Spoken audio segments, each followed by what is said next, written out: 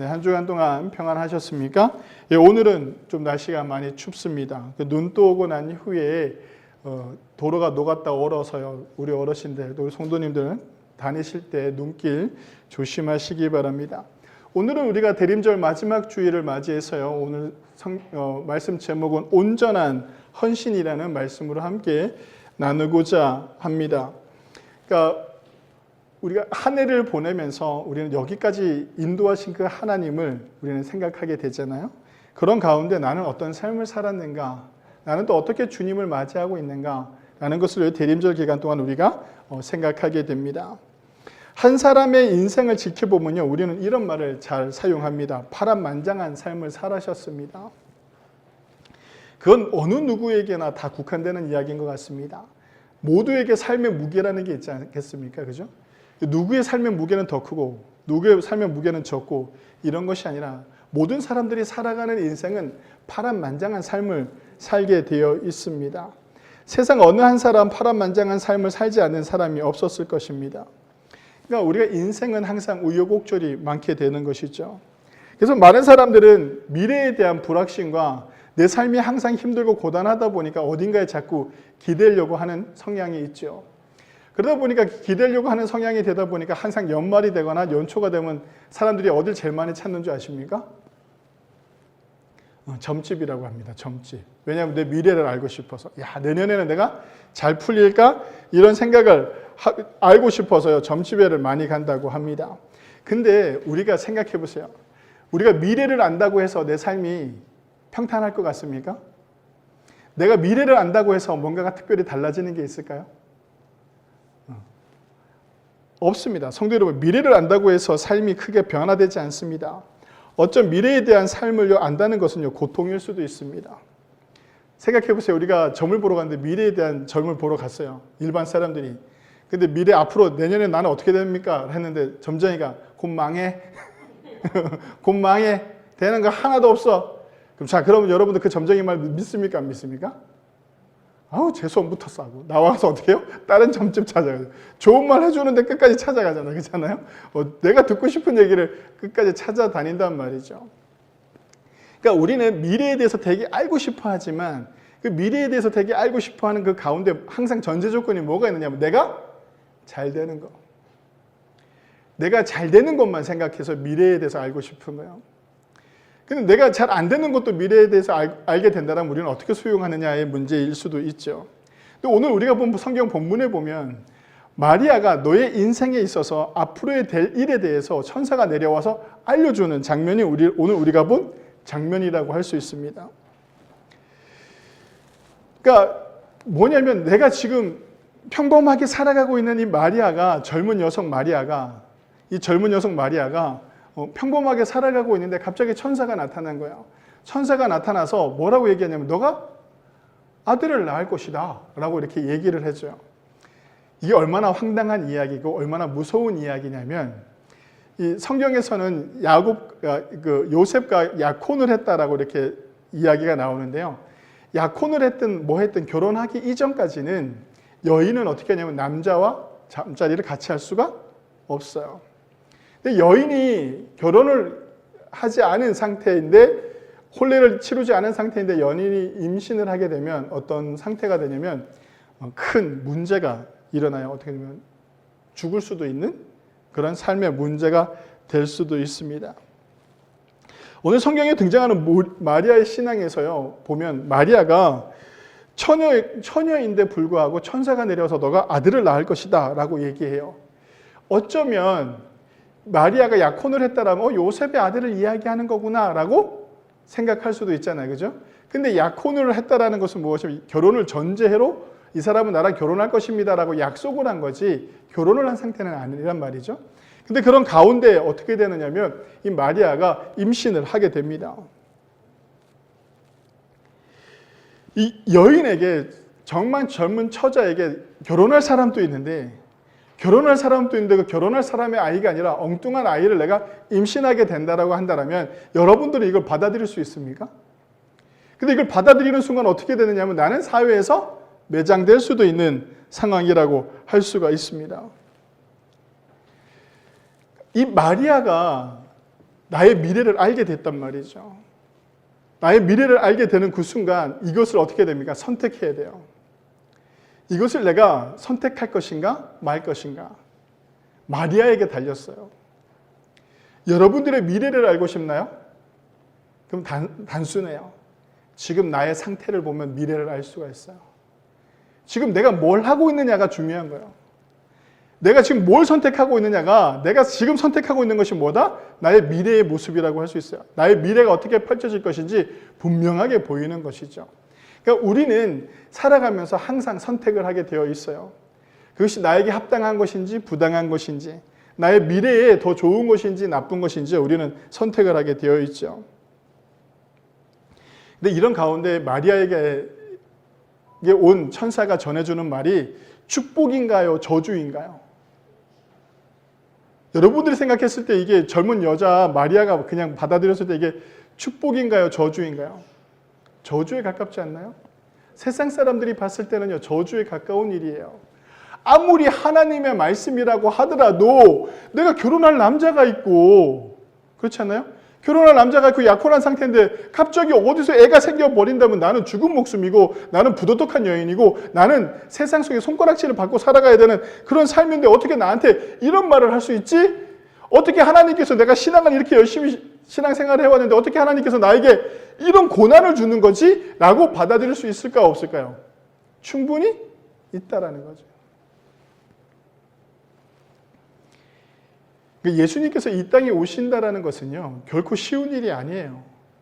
그리고 하나님께서 역사하시는 일은 하나님께서 역사하시고 하나님의 뜻이 나타나는 곳은 항상 뭐가 있느냐면 사람이 있어요, 사람. 예수님께서 하늘에서 뚝 떨어지지 않으셨잖아요, 그죠? 누굴 통해서? 사람을 통해서 하나님께서 이 땅에 임마누엘 하셨다라는 거죠.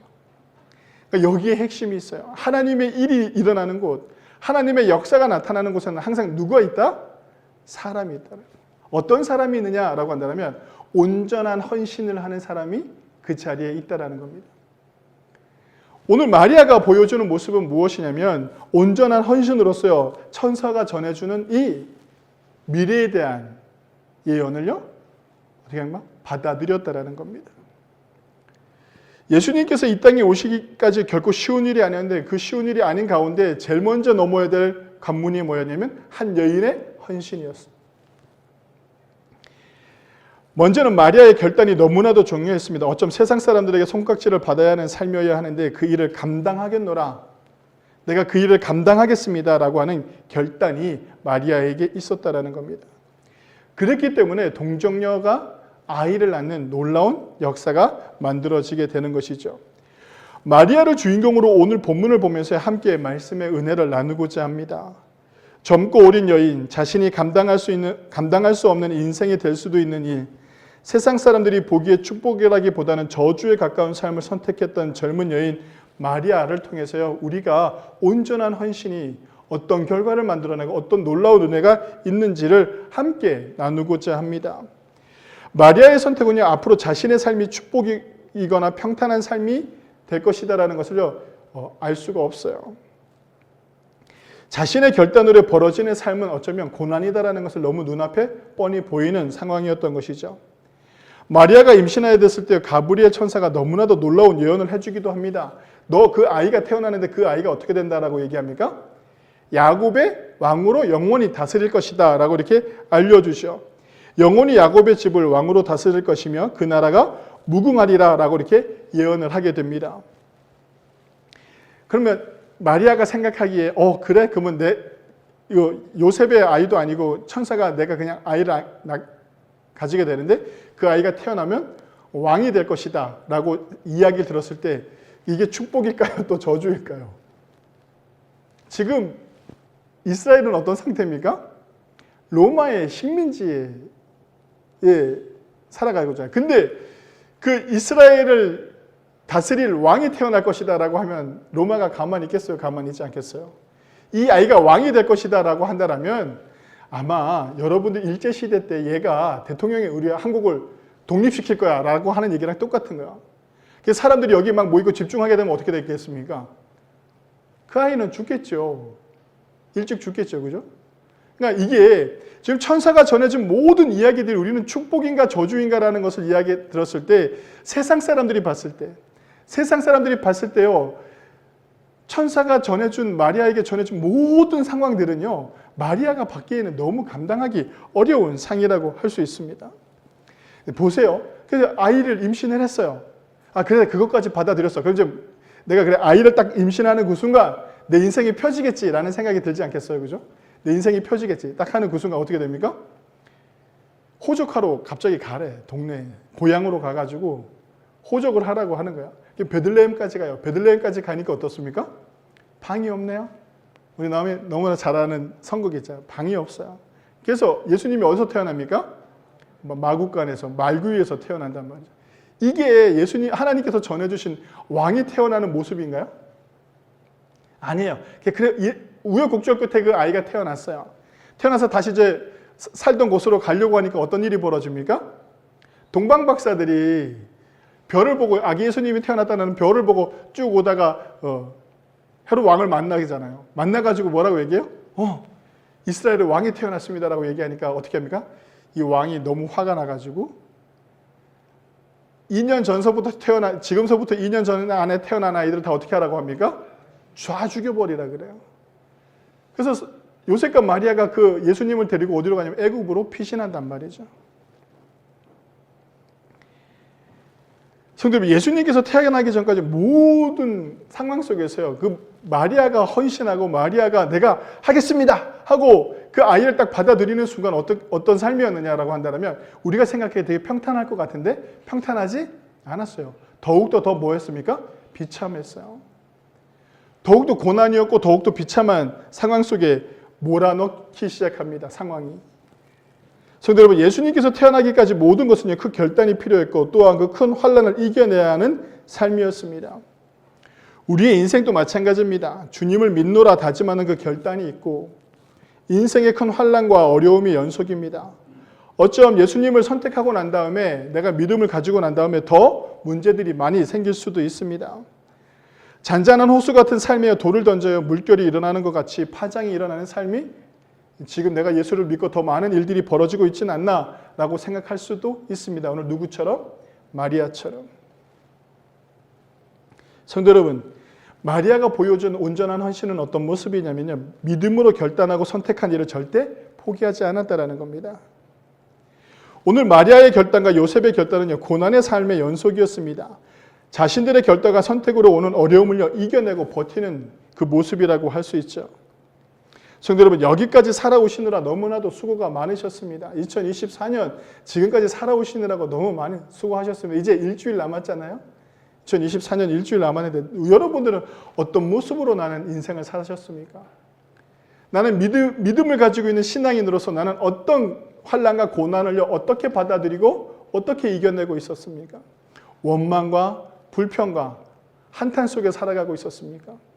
아니면 이 나에게 오는 이 환난과 이 어려움이 하나님께서 나로 하여금 이것을 순종하게끔 하시고 이것을 통해서 하나님의 역사를 만들어 가시려고 하는 거구나 라고 하고 그것을 겸허히 받아들이고 그것을 이겨내고 참아내고 견뎌내려고 노력하는 삶을 살았느냐 라는 질문을 오늘 이 마리아를 통해서 우리가 묵상해 볼 수가 있습니다. 어렵게 아이를 낳은 마리아, 그리고 30살이 되어 왕위를 하겠거니 하고 예수님의 능력을 한껏 발휘하도록 가나안 혼인잔치에 예수님을 어떻게 합니까? 일을 하도록 만들잖아요. 그래서 왕으로서의 그 모습을 보여주기를 원했어요. 근데 예수님이 살아가는 삶은 어떤 삶이었습니까? 가난한 사람들과 함께하고 병든 자들과 함께하고 문둥병자들과 함께하고 세상 속에서 소외된 사람들과 함께하고 있는 거예요. 자, 마리아가 봤을 때 예수님이 그런 삶을 살아가는 게 왕으로서 도움이 될까요? 되지 않을까요? 전혀 되지 않잖아요. 더 좋은 사람들을 만나고 능력 있는 사람들을 만나고 힘 있는 사람들을 만나야지 왕이 되는데 마리아가 봤을 때 예수님은 어떤 모습입니까? 가시는 걸음걸음마다 자꾸 힘든 일을 하시는 거예요. 어때요? 유대인들에게 인정을 받아야 되는데 유대인들에게 인정을 받지도 못해요. 대제사장과 서기관과 바리새인들이 예수님을 인정해야 되는데 어떻게 하냐? 그들과 적을 지기 시작한단 말이죠.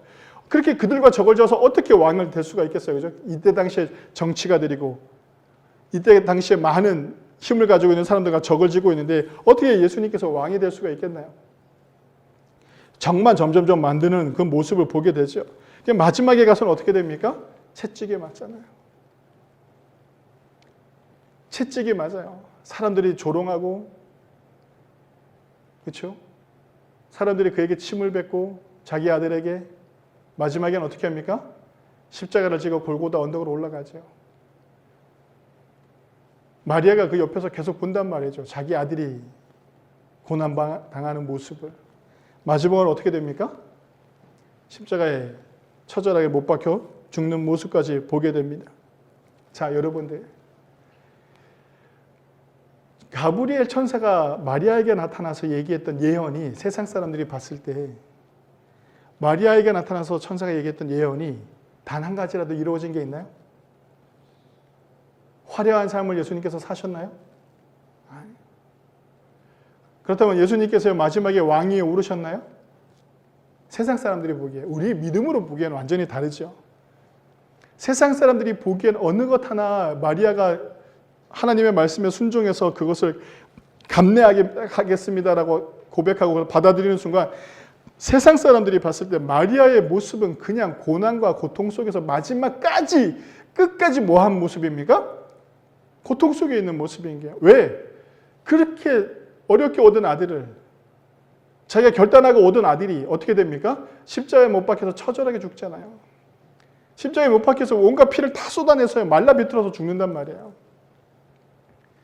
그 모습을 마리아가 본다니까요. 부모로서 그걸 보는 그 마리아의 모습은 어떤 모습일까요? 너무 고통이지 않을까요? 고난과 힘든 이 인생에 있어서요, 이 고난과 힘든 고통은요, 사라지지 않습니다.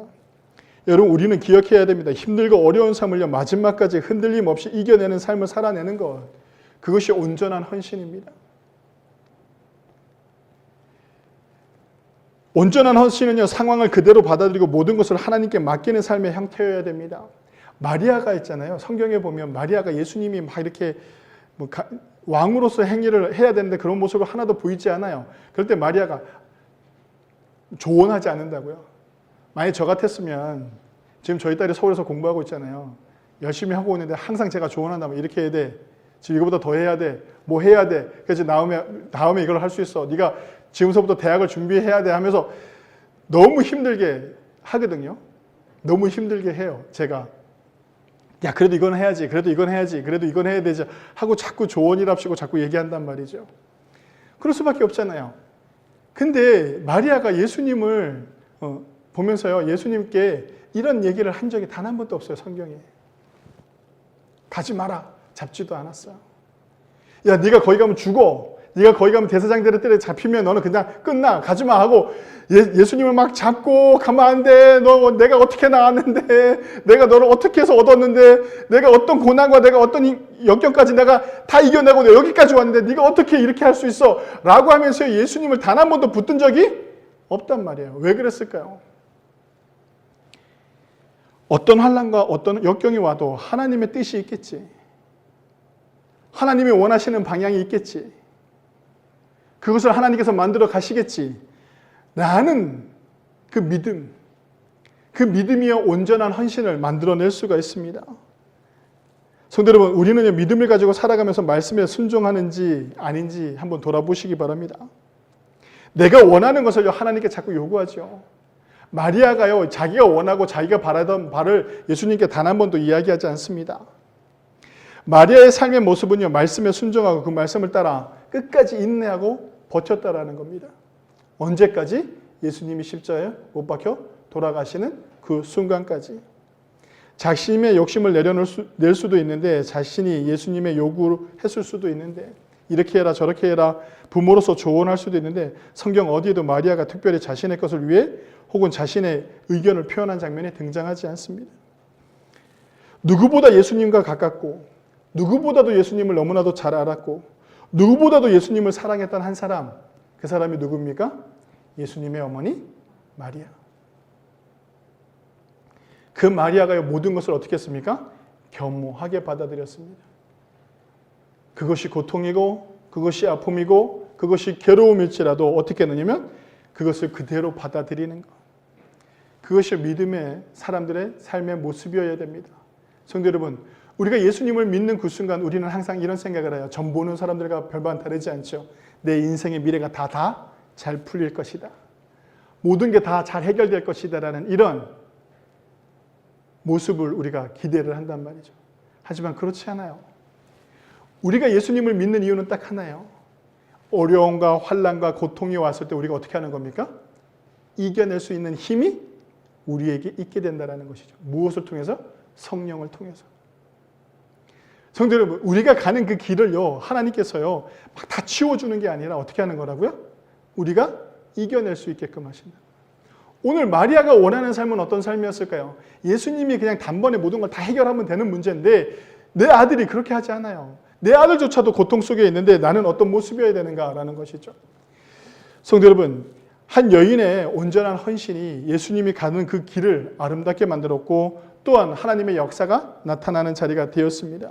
성도 여러분, 온전한 헌신은요, 하나님의 큰 계획이 나타나는 자리입니다. 저와 여러분들이 우리의 삶의 자리에서 말씀에 순종하는 온전한 헌신의 삶을 살아가신다면 그곳에요, 나를 통해서요, 하나님의 역사가 나타난다니까요. 변화되지 않을 것 같은 인간이 변화돼요. 변화되지 않을 것 같은 나의 삶의 환경이 변화되어진다니까요. 믿으시기 바랍니다. 그것이 온전한 순종입니다. 원망하고 한탄해봐야 사단이 주는 마음이에요.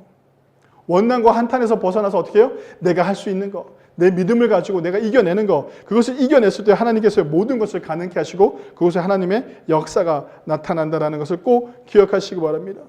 여기를 오게 하신 이도 하나님이시오, 여기에 살게 하신 이도 하나님이시고 지금 내 상황의 모든 것들이 이렇게 이루어진 것도 하나님의 뜻이다라는 그것이 우리에게 있다라면 내가 순종하고 내가 헌신하는 그런 삶의 자세를 만들어 가시기 바랍니다. 오늘 다윗의 동네 베들레헴에서 아기 예수를 맞이하였듯이 우리의 인생의 참단 주님을 맞이할 수 있는 저와 여러분들이 되시길 바랍니다. 여러분들의 온전한 헌신이 말씀에 순종하는 그 삶이 하나님의 역사가 나타나는 삶의 자리라는 것을 꼭 기억하시기 바랍니다. 오늘 마리아를 통해서 젊은 한 여인이, 아무것도 모르는 그 젊은 한 여인이 천사가 전해주고 말씀을 믿고 순종했던 그 여인을 통해서 어떤 일이 벌어졌습니까? 하나님의 역사가, 구원의 역사가, 성령의 역사가 나타나는 놀라운 시대의 전환점이 만들어졌던 것처럼 여러분들의 삶의 온전한 헌신을 통하여 여러분들의 삶의 놀라운 반전이, 하나님의 역사가 가득한 그런 귀한 삶이 되시길 주님의 이름으로 간절히 축원합니다. 기도하시겠습니다.